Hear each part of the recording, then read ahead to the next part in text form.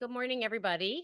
Thank you very much for coming. Sorry for the technical hurdles. It always seems a challenge. You think we'd be getting better at this. I'm Julie Cantor. I co lead our Sickle Cell Center, our Lifespan Comprehensive Sickle Cell Center with Dr. Jeff Liebensberger, who sadly had to attend new faculty orientation, so is unable to join us today. And I'm excited because we've been working to get Dr. Vituri here to talk to us. He's got some really cool research to tell us about. He joined UAB as a graduate student under Dr. Patel, Dr. Rakesh Patel, in 2010. So he's been here a minute and has a very innovative research program, really looking at the redox active metabolites on cellular function with a focus on the formation, metabolism, and biologic actions of endogenous electrophiles. I'm sure that made sense to everyone here, but he's going to tell us how that relates to sickle cell disease now. He's in the Department of Pathology, and we're happy to welcome Dr. Vituri. Thank you. Thank you. Right. Thank you so much for the great introduction. It's a bit of a mouthful. Hopefully, see if I can go to presentation mode. Uh-oh. Just, I need to share. I think we share. Okay. This one. Sorry. Yeah, I can't get this to resume. Oh, here. Let's see. Where is it? There we go. Oh, here. All right, perfect. Okay. Well, sorry about that. So as I was saying, thanks again for the invitation. So we're going to be talking about something perhaps a bit different to what you guys are used to. We're going to be discussing cysteine reactive metabolites and how I think these are important in sickle cell disease. Um, and there could be opportunities for collaboration here, and we can use these species to try to understand prognosis, perhaps, or even designing therapies. So I'm going to give you a very brief introduction of sickle cell disease. You don't need this at all. It's mostly for my own convenience. This is a very common genetic disorder in the US, affects 1 in 365 African Americans. It's a very expensive condition to treat, and there's a lot of people worldwide that carry the mutant gene. As you're all familiar, the mutation takes place in the beta chain of hemoglobin, where there is a loss of a glutamic acid, and this is replaced by a valine. So this results in the loss of a negative charge, so that when hemoglobin deoxygenates in the circulation, it tends to polymerize, and this results, as you all know, in morphological alterations in the red cell. There are several mechanisms that have been proposed to explain sickle cell disease pathology. These are a few. These red cells are, as you know, fragile. They release hemoglobin in the circulation. Hemoglobin reacts very quickly with nitric oxide, and that creates a prothrombotic, vasoconstrictive, pro-inflammatory milieu. In addition, both sickle hemoglobin and hemin can also activate TLR4 receptors in endothelium. This activates endothelium and promotes the recruitment of leukocytes, adhesion, rolling, whatever. And then eventually the formation of these heterotypic aggregates between red cells, endothelial cells, neutrophils, platelets. Some of these aggregates can dislodge and occlude the circulation, and this causes recurrent ischemic perfusion in these patients. And when it happens at significant levels, they can cause a pain crisis, a vaso-occlusive crisis. Sickle cell disease patients are also under oxidative stress, particularly in the liver and the kidneys, uh, because of the inflammation, but because also of iron overload. This is due to the anemia and also to the use of transfusions as a way to treat the patients.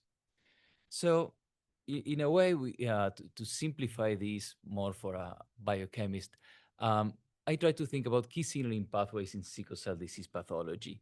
And there's two that I think are probably very important. One is NF-kappa B pathway. This is an important pro-inflammatory pathway, and it's involved in the promotion of the expression of adhesion molecules, recruitment of immune cells, and the generation of reactive oxygen and nitrogen species.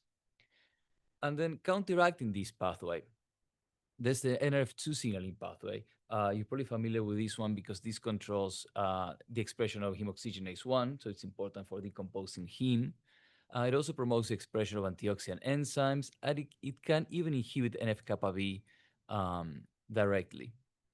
So in sickle cell disease, I think we can agree that there is probably an imbalance between these pathways, where there is more activation of the pro-inflammatory pathway and the NRF2 pathway is somewhat trying to protect tissues. So what we're trying to do today is to show you some species that I think are endogenous, that are important in sickle cell disease, and that they work towards restoring this balance. And these are a bit of a mouthful. These are what we call bioactive electrophiles. So these are basically molecules that contain groups that attract electrons. And what they do is they create some carbons here that have a partial positive charge, if you like. And this makes it reactive towards nucleophiles. And these are usually cysteines, cysteine residues or cysteines in glutathione or just free cysteine. And when these reactions take place, they result in the formation of covalent bonds. So basically, the small molecule ends up attached to the protein. And when you have modifications of proteins, you can modify different signaling pathways. And interestingly enough, this type of molecule is known to activate the NRF2 dependent pathway and to inhibit NF-kappa B dependent signaling. So for today's talk, these, of course, molecules come in different shapes and flavors. I'm going to focus on two of them, which are the ones in which I've published before. So we'll start the presentation with nitrated fatty acids, right? So these are also electrophiles. And we think that these are formed in the context of nitric oxide metabolism. When we think about nitric oxide, we think about the production of NO from enos, the endothelial form of nitric oxide synthase, reduction of nitrite by deoxyhemoglobin. Even in the diet, there's acidification of nitrite and formation of NO, and also in the inflammatory conditions. What sometimes we're not too aware of is that in addition to nitric oxide, many of these conditions also generate another molecule known as nitrogen dioxide. And nitrogen dioxide can react with different molecules, and in particular with polyunsaturated fatty acids. And this gives rise to the formation of nitrated fatty acids, which turns out are electrophilic. I'm using this red asterisk here to show that these molecules are electrophilic and are reactive. So where are these molecules? How do we find them? Well, usually the way in which we detect them is by mass spectrometry, which is something that we do in the lab. So here's a typical trace of nitro-CLA. So this is nitrated form of conjugated linoleic acid. You may have heard about CLA as a supplement some people take.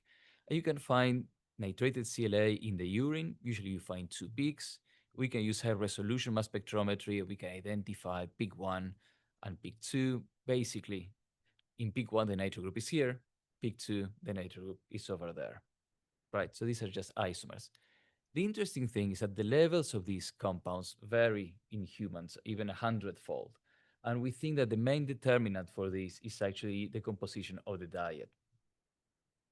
I mentioned to you that in the stomach, we have acidification of nitrite. Nitrite can be found in the diet, in green leafy vegetables. It's a very common dietary component and can generate a species that give rise to nitrated fatty acid formation. So here's an experiment where we just took patients. This was published many years ago now. These guys were fasted, and they were given 15 labeled nitrite. So N15 is an isotope of nitrogen that is not found in vivo. N14 is the one that you normally find. And you can differentiate these two using mass spectrometry. So these are the levels of nitro-CLA derived from N14. These are endogenous levels, are fairly constant. They tend to go down probably because of the fasting, the prolonged fasting. Now, the people now receiving sodium nitrite and CLA, you can actually see now the formation of the N15-derived nitro-CLA. So this shows that in the stomach, we can generate these species, and we can do it from nitrite. Also from nitrate, it takes a bit longer, but this is what's expected. We can discuss the mechanism if you're interested. So these nitrated fatty acids are formed in the diet, but they're also formed during inflammation. So these are some results. This is very basic experiments. We have a macrophage cell line that we activate with LPS, with endotoxin and interferon gamma. And we look at the formation of these species in the media. We have to add CLA to the media. And we find the same species that I was showing you before. This is a standard, two peaks, and this is a product that we formed. And this corresponds again to the 12 and nitro isomers. We also form metabolites. So I'm going to introduce you to a family of species. that we can detect. So these metabolites are essentially the same thing, only that they don't have the double bond here. So you can see only a single bond instead of two. And this makes these molecules inactive, right? And we call this dihydro species. And they're formed in also in a dose-dependent manner with CLA, which is a precursor. So it's the black trace is a nitrated fatty acid. The white one is the inactive metabolite. And this is dependent on the expression of inos. So we need nitric oxide to be made by these cells. So if we use a nitric oxide inhibitor, or we generate these cells, these are bone marrow-derived macrophages, sorry, from inos knockouts, there is no formation, okay? Now, there are more metabolites. There's a reason for me showing you all this. But basically, as I showed you, you detect in blue the reactive nitrated fatty acid, in red the inactive one, but you also find beta oxidation. So if you remember your biochemistry, fatty acids tend to undergo beta oxidation, mostly in the mitochondria. They're getting shorted by two carbon units. So this is what we find. We find what we call the dinors. That's one round of beta oxidation, two rounds of beta oxidation. Sometimes we see three rounds of beta oxidation. And similar to what I showed you before, these are also formed dose dependently with the concentration of CLA and with time. So why do we care about these compounds? Why are they important? Well, it turns out that nitrous CLA can promote the NRF2 dependent response, as I mentioned at the beginning, right? So this is a dose-dependent upregulation of heme oxygenase 1, the enzyme that decomposes heme. NQ1 is another antioxidant enzyme. And you can see that both the 9 and the 12 products, they're equally potent at inducing H1, NQ1, and also GCLM usually. Even these molecules, when they're formed in vivo, they can also signal, right? So I mentioned to you that we can form these things in the stomach, but are they actually active in the stomach or in the GI, right? So this is from a rat that was given nitrite plus CLA or just the authentic nitrous CLA compound. And you can see in red the upregulation of hemoxygenase 1. So I'm just trying to show you that these things work in vitro, they work in vivo, that we can detect them, they can be measured, and there's several metabolites that are being formed. That's basically the idea.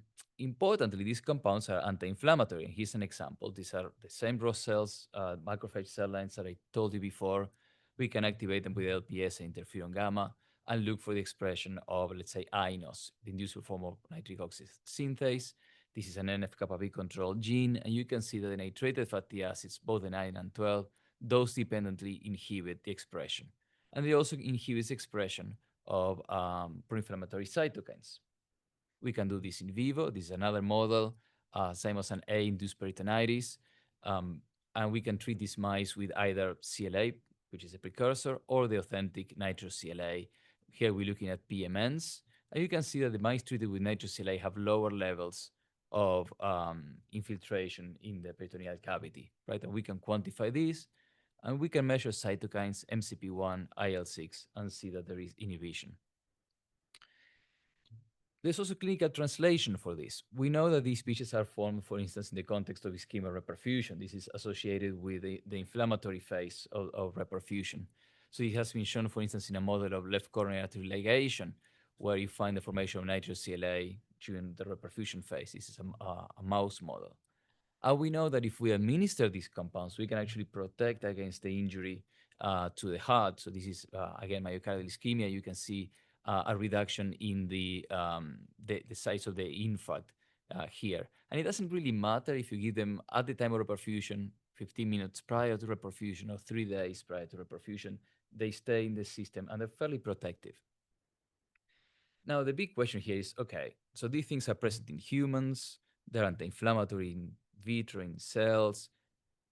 Do they actually do anything in a human population? And that's a really tricky question to answer. We don't really have much of an answer for it, but we did publish a paper that was, we think, quite provocative.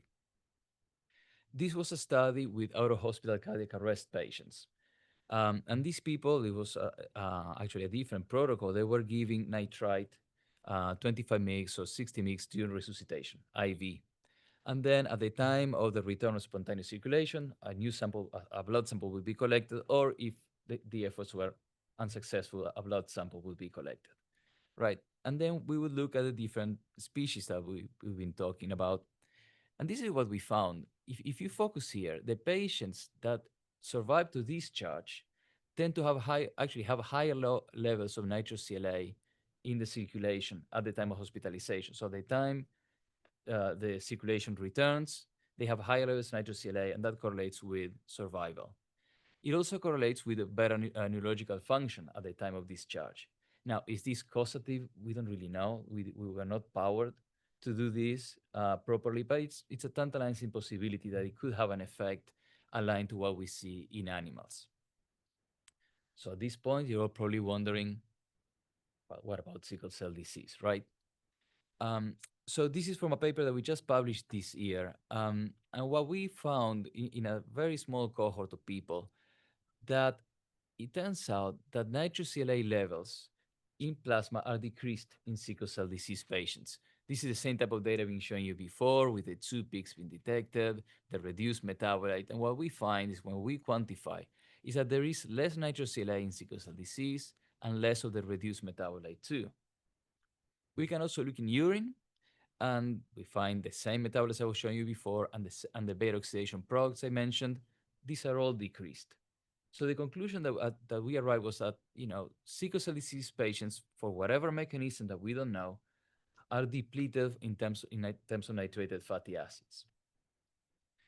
So from our work, mostly nitrated fatty acids and away from sickle cell disease, we knew that there was strong preclinical evidence that these compounds are very protective in the kidney. They've been used to protect against acute kidney injury models such as LPS-induced AKI, but also in the context of diabetic nephropathy, adriamycin-induced nephropathy. There's some papers with cisplatin. And we know that the kidney is one of the tissues that is affected by sickle cell disease pathology, acutely and also chronically.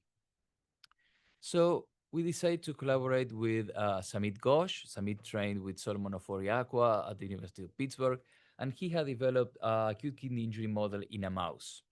So we wanted to see whether these nitrated fatty acids that are depleted in humans could also be protective in mice. First thing we did is very simple experiments. We took kidney epithelial cells, HK2 cells, and we tried to see whether we could get induction of the antioxidant responses in these cells. We use both nitrous CLA, which is the endogenous molecule, and nitroleic acid, which is mostly used pharmacologically as a derivative, and we actually have more nitroleic acid than nitrous CLA in terms of to treat mice. And what we found is that both molecules are essentially the same. They both induce the expression of NRF2 dependent genes. We looked at HO1, NQ1, GCLM, and they're essentially the same. This is the Western blot levels. We get strong responses in these cells with less than 2 micromolar, as you can see. We can quantify this. Consistent also with this increase in antioxidant proteins, we found an increase in glutathione. In particular, this enzyme GCLM is a rate limiting step in the synthesis of glutathione. So the idea is that, okay, by treating these cells, kidney cells, with these compounds, can we protect against heme toxicity? First thing that we look is we took these cells, we treated them with nitroleic acid, 16 hours, that's our standard treatment, and then we added heming and looked at the formation of reactive oxygen species. We use a probe, DCF, that gets oxidized by heming, and you can see that in the cells that were pretreated with half a micromolar or 1 micromolar of nitroleic acid, actually, let me see, because I don't think, there, here, that's better. With half a micromolar in red and 1 micromolar nitroleic acid, they have substantially less formation of oxidants, if you like. Nitroleic acid alone has no effect. Really, there's basal endogenous oxidation at very low levels, but it doesn't really affect that. What we did see is that then this same 16-hour treatment with nitroleic acid protects against the toxicity of heme. So this is about 40 micromolar heme. There's a 50% decrease in viability. And we see dose-dependent protection with nitroleic acid pretreatment. We checked because we wanted to see if there were any other antioxidant systems that could be involved. An important system in this situation is peroxyredoxins. These are enzymes that react with hydrogen peroxide, and they can be present in the cytosol, in the mitochondria. They're very efficient. but really we didn't see much of an effect. So basically, this is what you look at the ratio between the oxidized, in a sense, the reacted peroxyredoxine and the reduced one. Not much happens. You can see here that there is an increase in oxidation in peroxyredoxin 2 with hemine, but there's no change with nitroleic acid. So we don't think that this system is actually being impacted. We're not seeing any changes with peroxyredoxin 1 or 3. We also looked at glutathione peroxidases, which is another important antioxidant system here. No change either at the mRNA level or the protein level.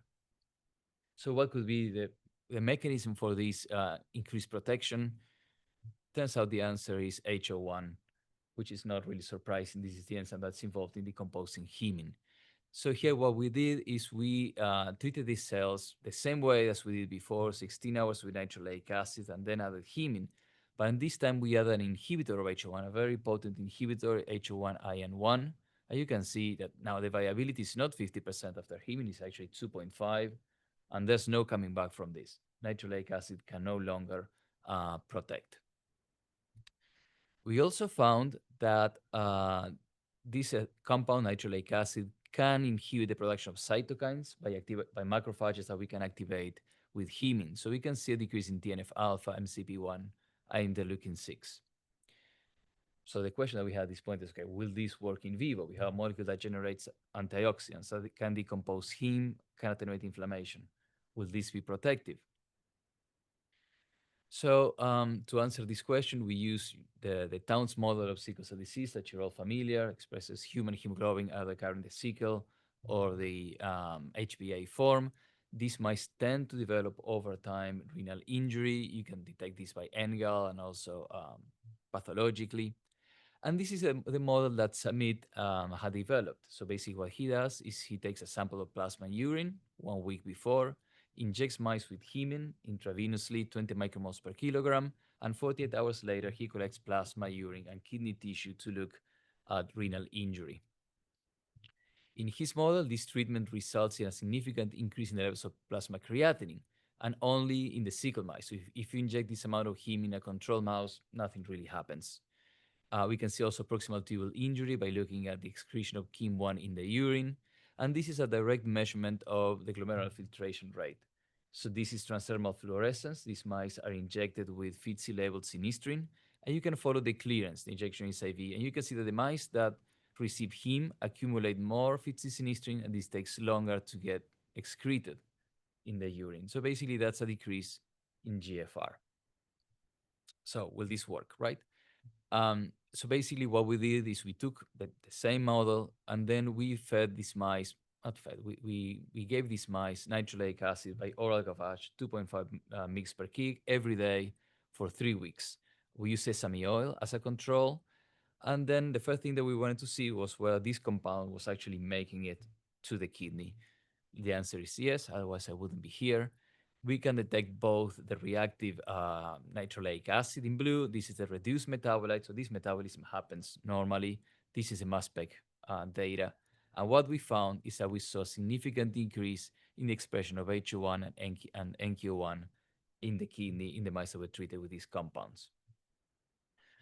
We also found a decrease in basal endothelial activation. We looked at VCAM. We normalized it to the levels of C31, which is an endothelial cell marker.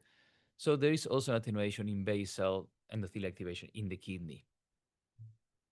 Can this protect against acute kidney injury? Same model, the same 3 weeks with nitroleic acid, 2.5 mg per kg every day by oral gavage. But then after that, we challenged the mice with 20 micromoles per kilogram hemine IV and waited 48 hours. As you can see, we saw a very significant decrease, I should say, in apoptotic cells in the kidney. This is by the tunnel assay. And we saw also changes in systemic manifestation of the disease. Usually in this heme model, we see an increase in leukocytes. This was abrogated by the compound. We see hemolysis. There's usually a decrease in red cell counts. This is also abrogated. What about renal function? We do find strong protection. When we looked at plasma creatinine, we see that in the absence of nitroleic acid, challenge with hemine causes a significant increase in plasma creatinine. This is abrogated by nitroleic acid. We looked at a different marker of or GFR function in these mice. We looked at blood urea nitrogen. Again, consistently goes up with hemine, no change with nitroleic acid. And finally, we also saw there was an attenuated proximal tubal injury, but looking at the excretion of KIM1. So this is the first part of the talk. This is the first compound that I wanted to share with you. I hope I can convince you that well, of course, you all know sickle cell disease pathology caused by intravascular hemolysis, NO scavenging, oxidative stress. This causes, we think, an imbalance between NRF2 and NF-kappa B, and we think that these compounds can protect through mostly H1 induction. We also looked at cytokines in the kidney and in plasma in this model. They didn't really change. The most significant changes that we observed was the upregulation of H1 and NRF2 dependent genes in the kidney. So, as I mentioned, these compounds are decreased in sickle cell disease patients. We don't really know why, but there's a tantalizing possibility that perhaps these levels could, predict susceptibility to renal injury or to different complications of sickle cell disease. So it could be a marker for prognosis. There is, of course, a potential for drug development here. We haven't looked at crisis, for instance. All these experiments were done in steady state, at least in humans, not in the mice. So it would be really interesting to see what happens in the context of crisis or different manifestations of sickle cell disease. So that's part one. We have a different compound now. So we're going to focus now, switch gears a little bit, and we're going to look at tryptophan metabolism. Tryptophan is an essential amino acid.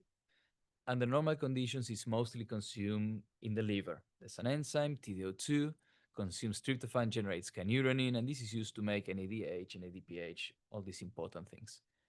In inflammatory cells, such as macrophages and dendritic cells, there's a different enzyme called IDO1. And what was interesting for us was that there were a lot of reports about tryptophan imbalance in disease, in both acute conditions and in chronic conditions. And in most cases, they see an upregulation of the synthesis of kynurenine. And this has been shown to be immunosuppressive.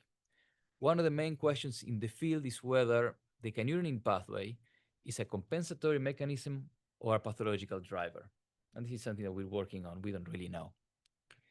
The way in which the kynurenine pathway is supposed to do all these things is by activating the chiral hydrocarbon receptor. We won't be talking about this guy much more, but this has been shown to have immunosuppressive effects. What we thought was something a bit different.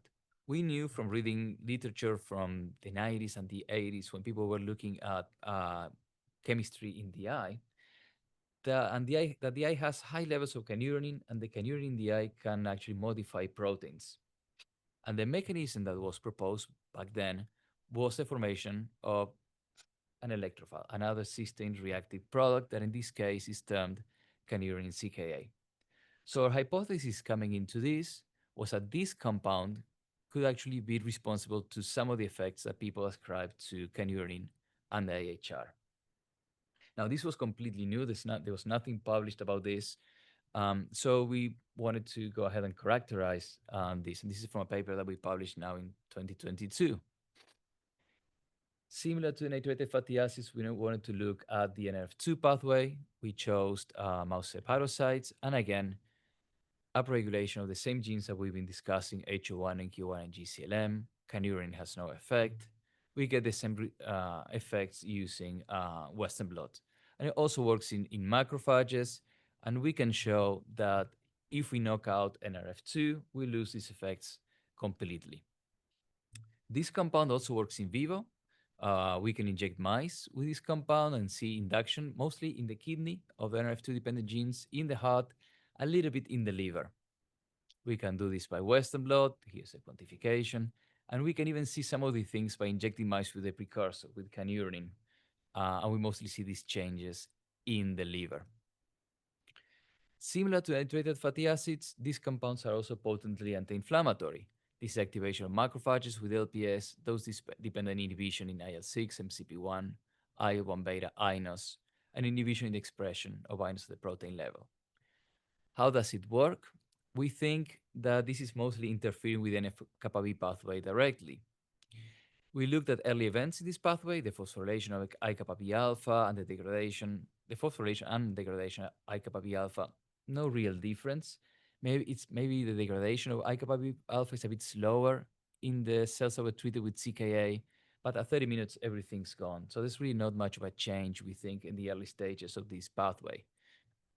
We do see less P65 in the nucleus, and we think that that's a main driver for these inhibitory effects. And we think that this is due to a decrease in P65 binding affinity. So we think that canurinin CKA reacts with P65, modifies the critical cysteine, and decrease binding affinity. Bottom line, it's potently anti-inflammatory, and it also inhibits an NLRP3 inflammasome that has also been shown to be important in sickle cell disease in platelets, for instance. We see very potent inhibition of prointerleukin 1 beta expression, processing inside the cell, and secretion. And it also works in vivo. So we can inject mice with CKA, wait 30 minutes, either in LPSIP, look at the expression of pro-inflammatory genes in different tissues, and we find inhibition in the kidney, IL-6, MCP1, IL-1 beta, INOS. We find significant protection in terms of KIM1 expression, which I showed you is a marker for renal injury. So this suggests that this compound can protect potentially against acute kidney injury. And we also see inhibitions in the heart, in the lung, and even systemically. So we actually looked at the levels of cytokines in the circulation. And what we find is that this compound decreases different pro-inflammatory cytokines, GM-CSF, IL-1 beta, interferon gamma, interleukin 5, interleukin 17, and it actually promotes the expression of interleukin 10. Now, this is all done in vitro or given mice this compound exogenously, right? Now, is this compound present in vivo? Can we measure it? Now, when we started doing this was a bit tricky. So what we decided to do was the following.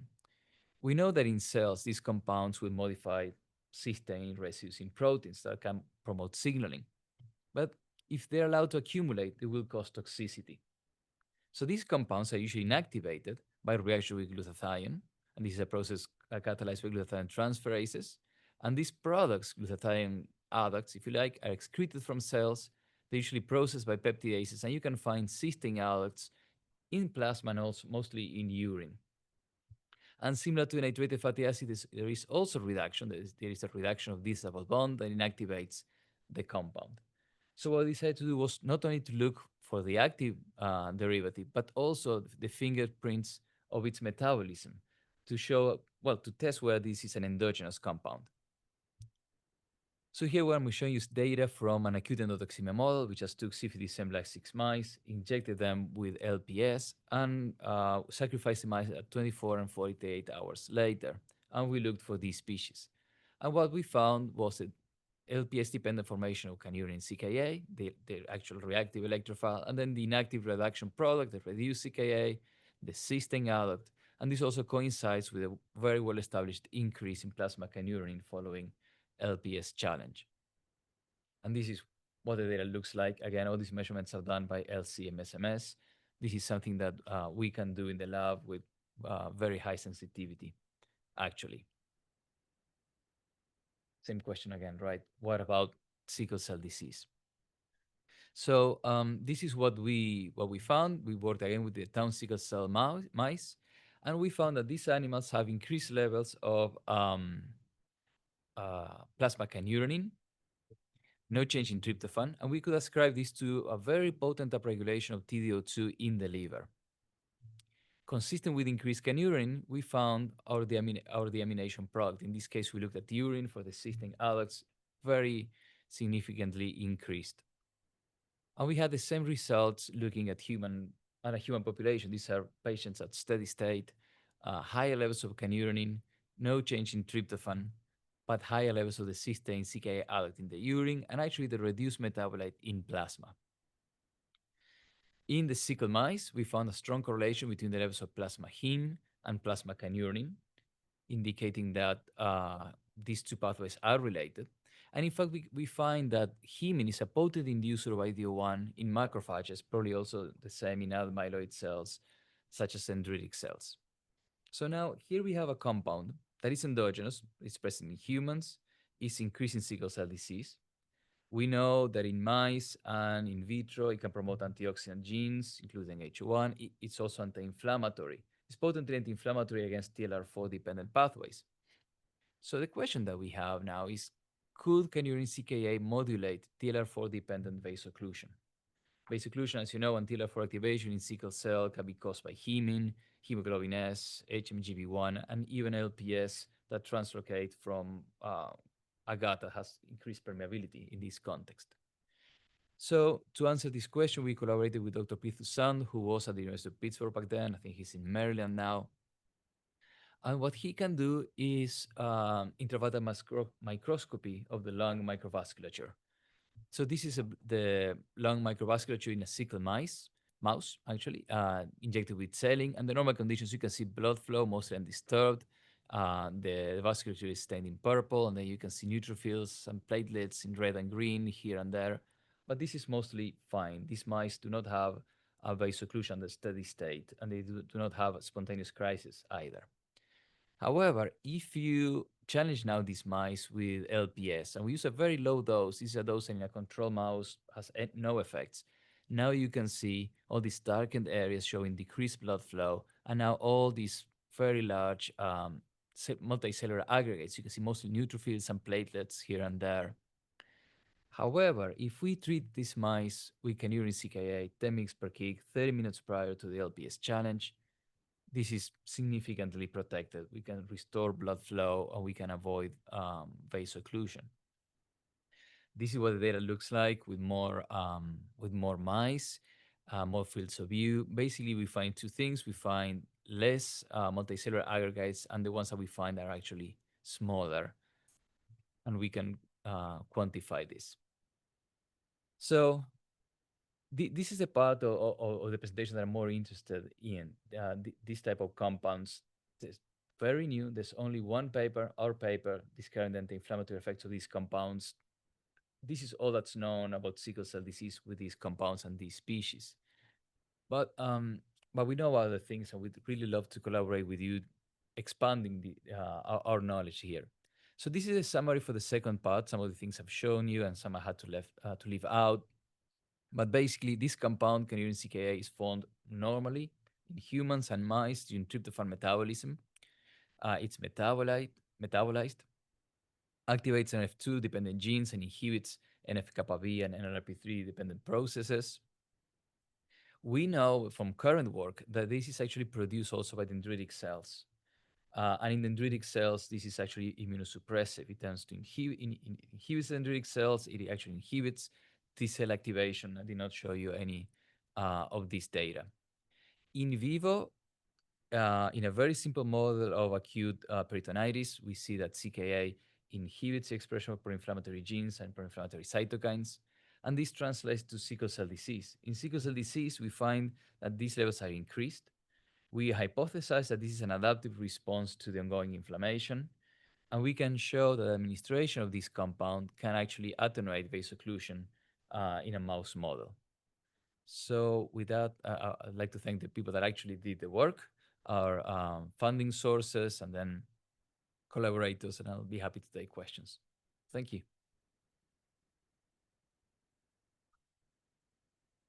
That's very interesting. Thank you. When you were looking at the inflammatory markers in the kidney, they weren't soluble, they weren't plasma. You were looking at the endothelium. Yes. So we did immunohistochemistry.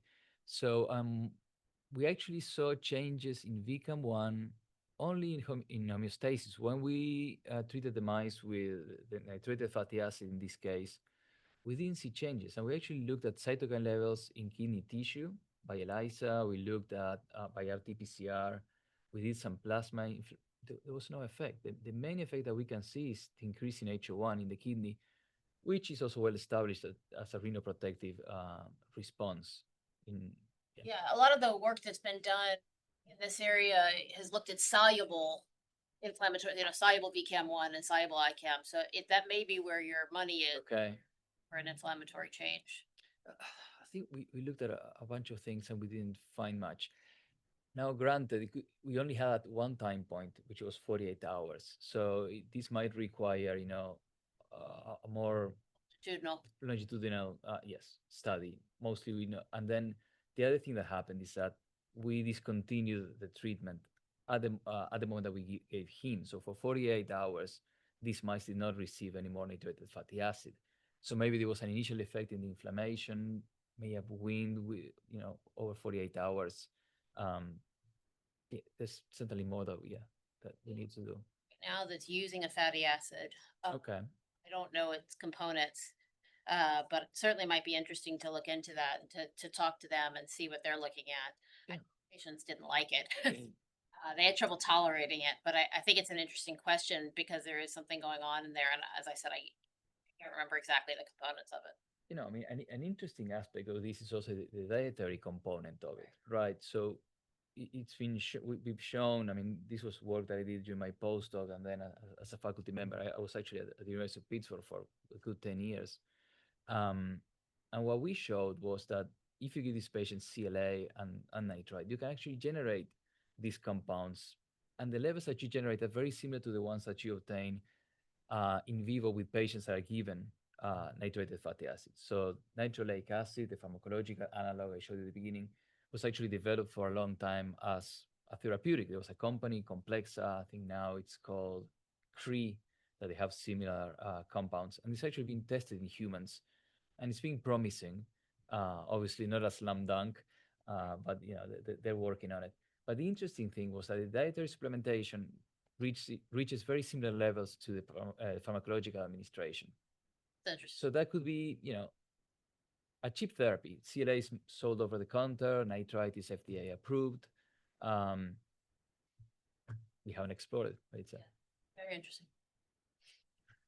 Hey, oh, can I ask one question? yes. There's one from the audience, and then I'll get to you.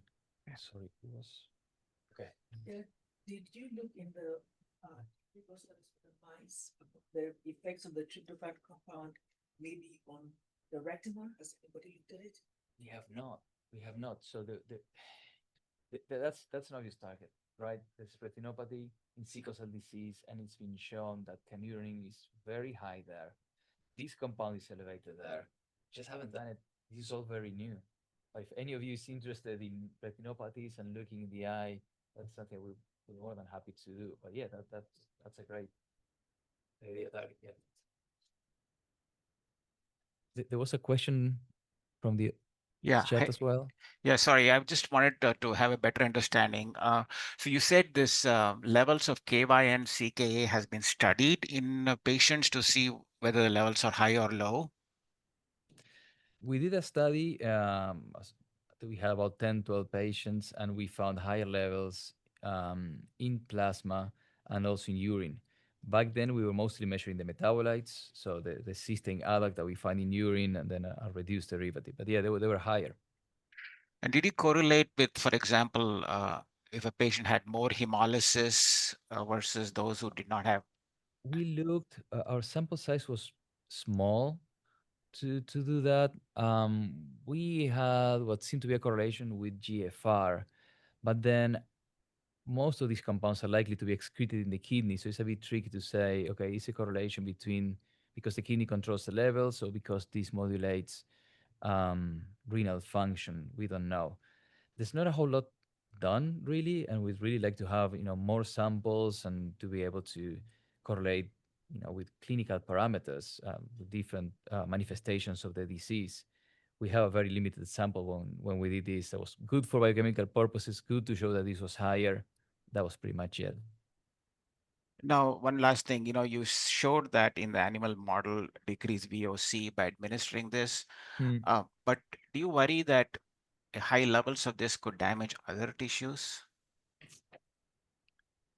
With all these compounds, there is a hormetic dose response curve where usually lower doses tend to be protective.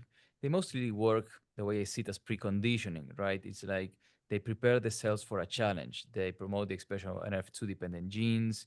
They attenuate inflammation. However, if you keep going up with the doses, you start seeing toxicity. If we go high enough, it could be toxic, yes. At the levels that we've tried it, and we've only done a very acute experiment, it seemed to be protective. So, in the patients and in the animals, we find that these levels are chronically elevated. Are they protective here, or are they becoming toxic? We don't know. We haven't really studied this in the context of a chronic um, model, or even longitudinally in patients. So, I mean, there is a chance that this could become maladaptive. There is a chance that this could promote, I don't know, immunosuppression in a certain way, and inhibit the ability of a sickle patient to fight infection. But we don't know. It's a possibility, but we And don't some know. unknown off-target effects, right, You beyond the know, signal. with these compounds, if you think about what they do, is they react with cysteines, and there are cysteine residues in many different proteins. So usually they do work off target in a way by default, because they can modify different pathways. Usually what you end up seeing is a summation of these effects. So I wouldn't say that necessarily it's an off target effect, but it could be, the consequence of chronic activation of a different pathway, or something like that, or the chronic effects of a compound, or if it's allowed to accumulate. So, for instance, if a patient cannot excrete it well because they have decreased renal function, will this cause a problem? We don't know. The main thing I would worry is protecting immune suppression, like suppressing protective immune functions, Right. and increasing risk of infection or other things. Right. So, the way that we see these carnitine compounds, there's two ways to see it. One is to say, well, this is an endogenous molecule that it's upregulated in sickle cell disease. What is it doing? And, we look at that as unbiasedly as we can. And then the other side of it is, could this be a drug, right? And in the case of it being a drug, yes, there is a potential for attenuating the immune system. I don't know. I mean, I guess we might be able to dose it. These are great questions. We don't really know. It'd be really interesting to look at the effect of this compound in a model of inflammation, or sorry, of infection in sickle mice, and see what it does. Perhaps this compound is behind some of the increased susceptibility of sickle cell disease patients to infections by Pseudomonas or other bacteria. These are very valid questions, and something that it is really great to look at.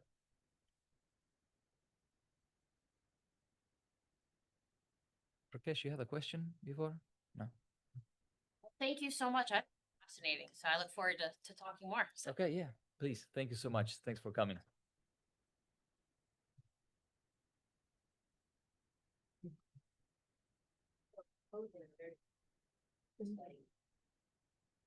Just a better major influence.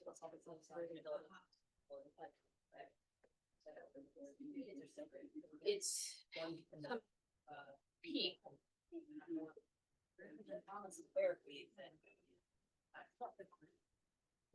looking at a large observation of the previous study.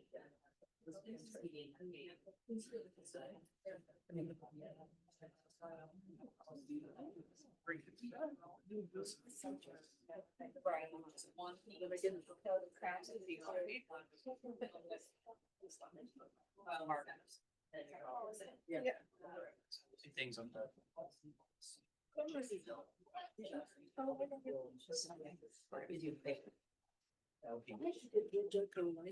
that a weird thing?